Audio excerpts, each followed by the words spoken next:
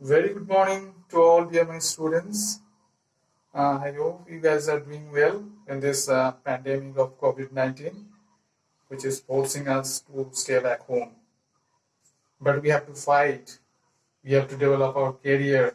We have to do our job. We have to go to our school, colleges. We have to continue our studies. We have to continue our exams. But how we can do?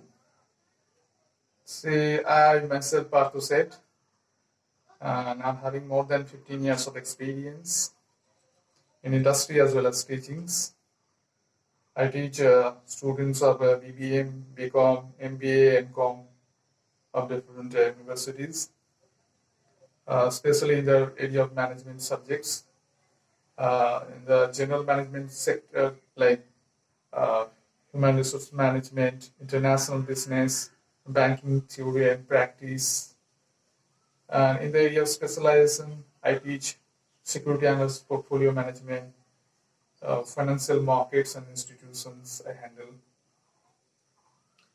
And I also do conduct classes for communication development, interview preparation, building your personality, all those areas I work. And due to COVID-19 and social distance maintenance, I'm helping the students by offering my classes through online, that is WhatsApp, Google Duos, and other internet-based technology methods. I charge is very minimum because we have to provide our education to the society. So I usually charge 50 rupees per hour for the management subjects over the internet and through, of course, online payment.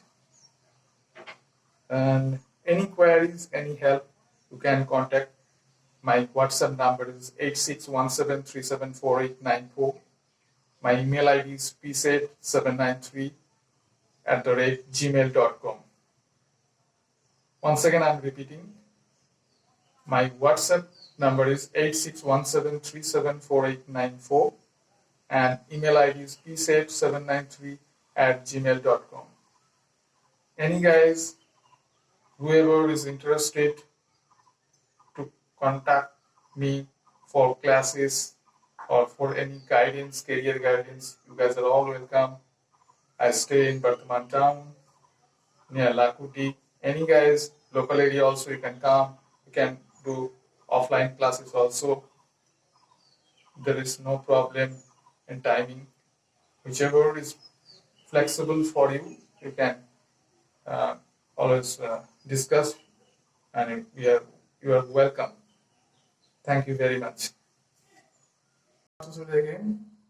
Today I'm going to discuss another new topics and new subjects, that is international business. Under international business, you have one of the important topics called balance of payment. Now you guys have definitely heard that countries' balance of payment goes ups and downs. It is having very huge impact of the economic condition of the country.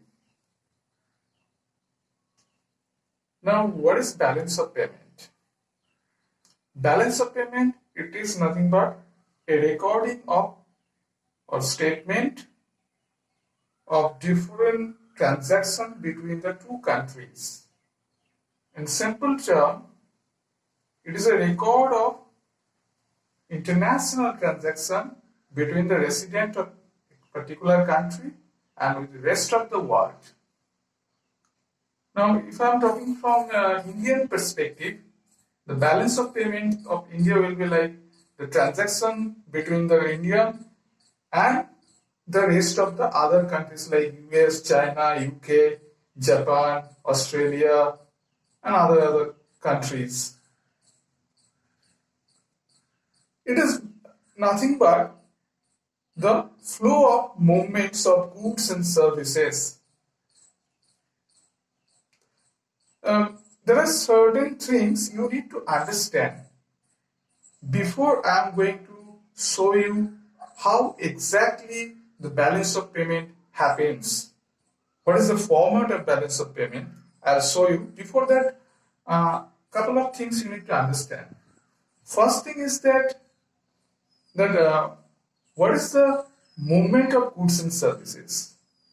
It is nothing but the exchanges of goods like electronics goods, metal items, other food items, or services like travel, insurance, software services, financial services.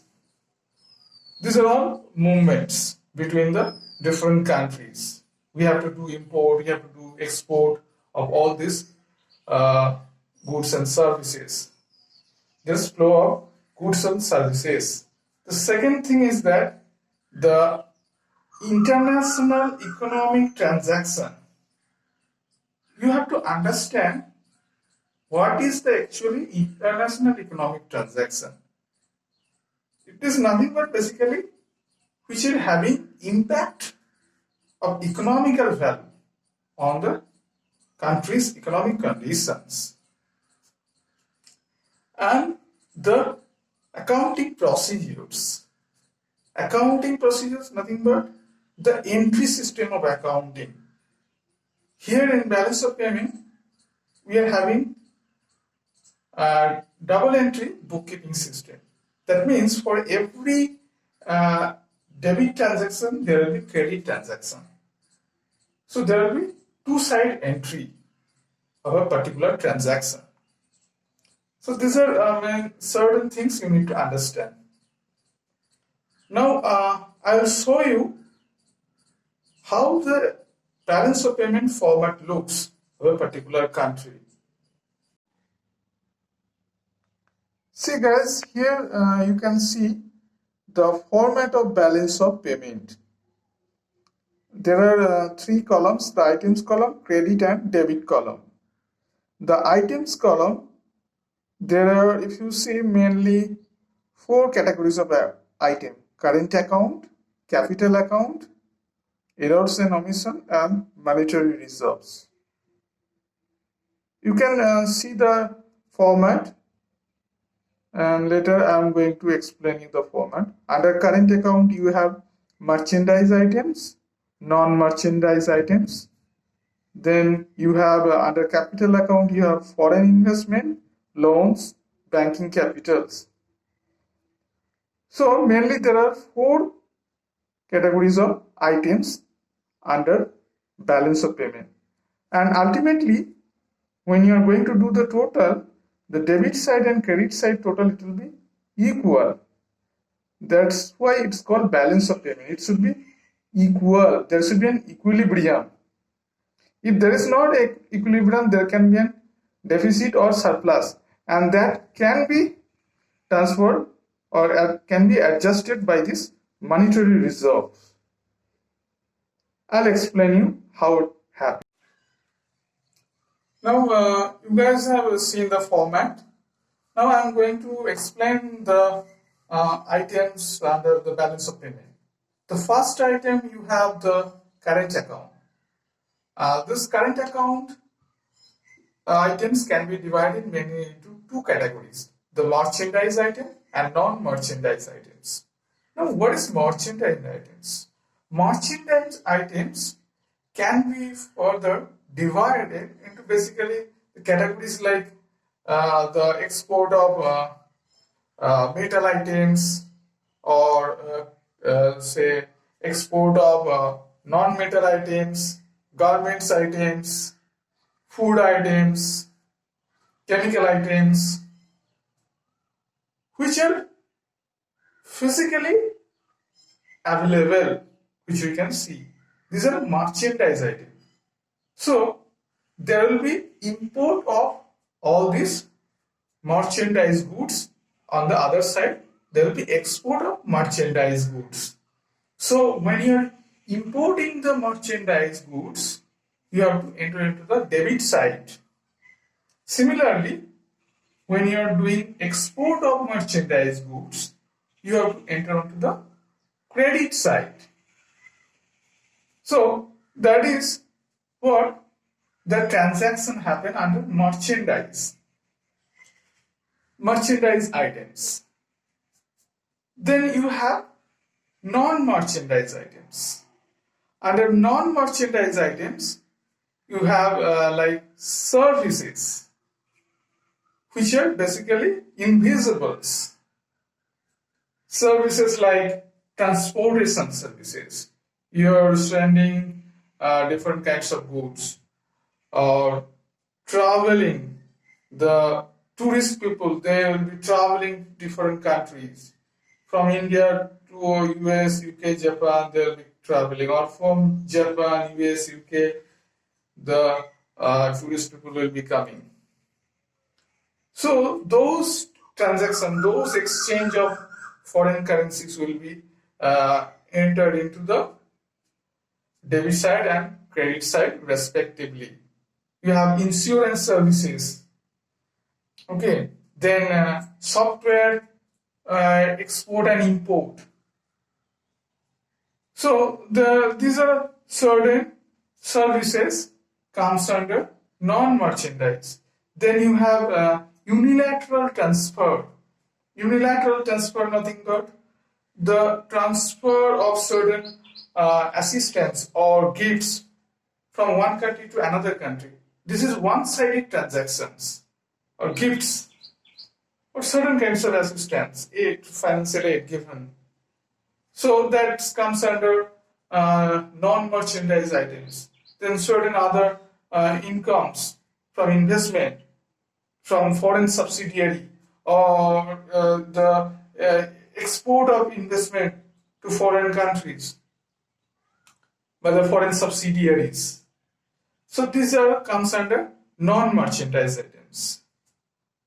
One more thing I want to mention, under merchandise item, whatever the balances is available after import and export of merchandise items, that balance will be called balance of trade.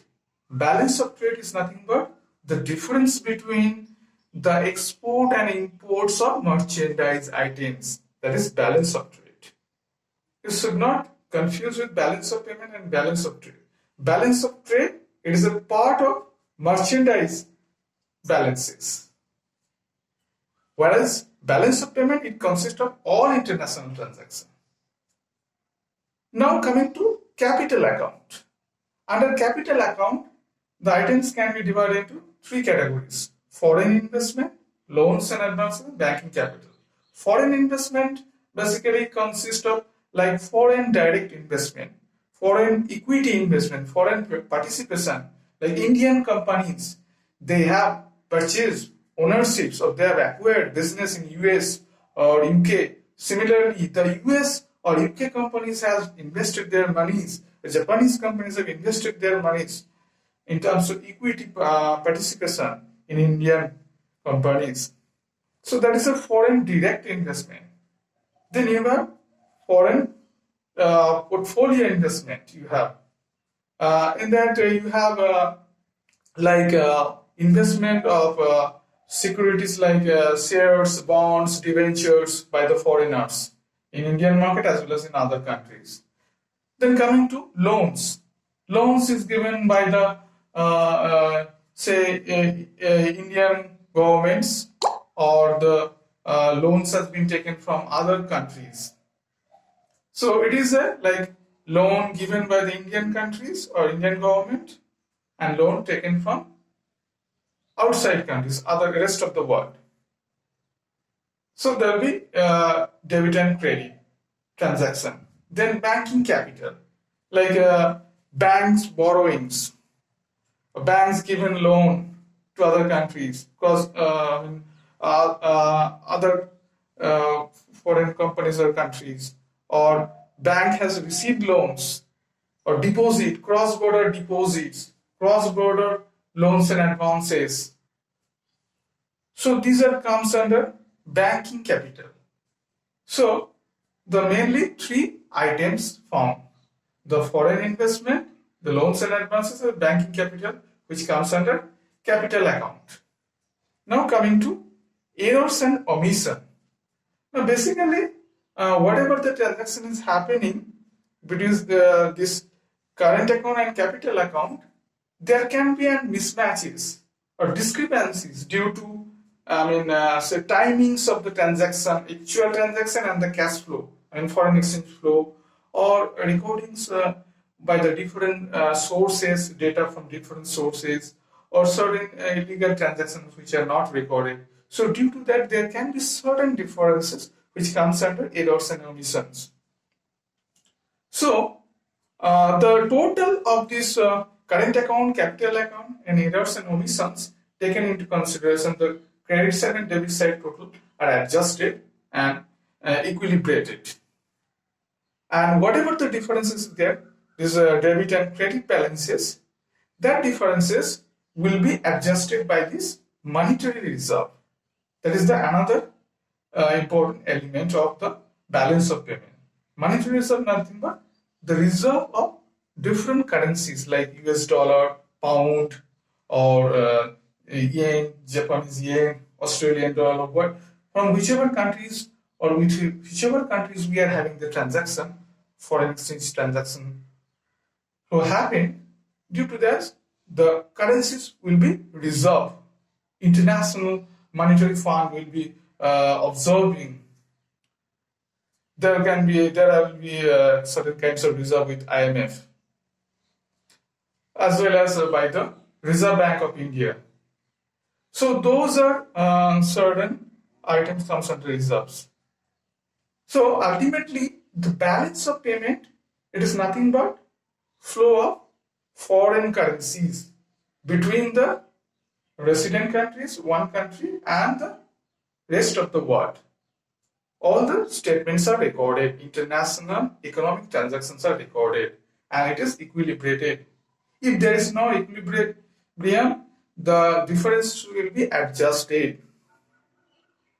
You have to understand the point that this balance of payment is having huge impact on Indian economic situation. It is an indicator of a country's economic health. Any queries, please let me know. Thank you very much.